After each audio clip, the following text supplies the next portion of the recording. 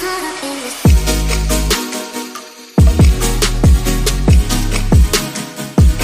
guys, welcome back to my channel. I know I haven't posted in a while and it's been a few days. I am sick. If you can hear my voice, I am still, a little bit sick. I took my COVID testing yesterday, so in a few days I should have my results. But as of now, I did want to mention really quick, as of now I am okay, we're good. The giveaway is still on. I'm gonna have it still going probably for another 2 weeks max. Hopefully I get my negative COVID results, and once I get my negative results, I'm good to go back to work, and then we will finish off the giveaway, I promise. I did not forget. Okay, so for today's video, all I'm gonna do is I'm gonna do a simple nipple piercings Q&A. I did get so many questions, emails about nipple piercings, the most common questions, and I put them in a little list, and I'm gonna go ahead and just answer those questions for you as best as I can. But yeah, if you haven't seen that video, go ahead, I will link it down below in the description box. Question number one is gonna be probably the #1 common question: do the nipple piercings hurt?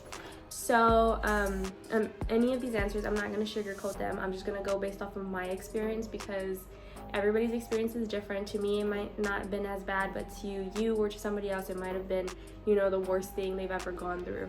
So just always keep that in mind. For me personally, from a scale to 1 to 10, I would say it was a good 7. It did hurt me. I would say it was probably the second worst piercing that I've ever had. Number 2 is breast growth a problem? So I've done a little bit of research, and not that I know of, breast growth should not be an issue. I don't think it has anything to do with your growth. Next question is the feeling in the nipple become more or less? So this question was just gonna depend on your body. So based off of my experience, if anything, it has gone up. I have seen some other stories where people say that they don't get that sensation where it's like, more. So it just depends on your body. Next question is, can you wear a push-up bra?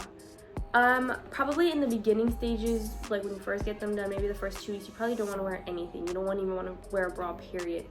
After your healing process is done with, you can wear absolutely anything that you want. So this question I did get a lot. At the end of every email, it said, is it worth the pain? If you feel like when you first get them done and you really love them, then yes. If it's something that you're gonna love, yes, it would be worth the pain. I say it was worth the pain for me. Okay, next question is, how often and how do you clean them? This is a good question. So now like that, they're just healed and everything, I don't clean them as often as I used to when I first got them pierced. Now I just clean them same whenever I clean the rest of my body when I take a shower at nighttime. In the beginning, for like the first 2 months, I would say is like, you want to make sure you clean them really good all the time, at least 3 times a day. Use an antibacterial soap, and I will put a picture up here of the one that I used whenever I was in the healing process. You can use a Bactine. I know some people are like kind of iffy about Bactine, but I know it worked for me, especially when I was trying to change my piercings. So that's how I would do it.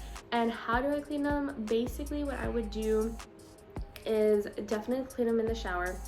Then I would clean them twice on the outside. So I would take the antibacterial soap, I would get it in my hands, like, with some water, get it all soapy, and I would just I'll demonstrate.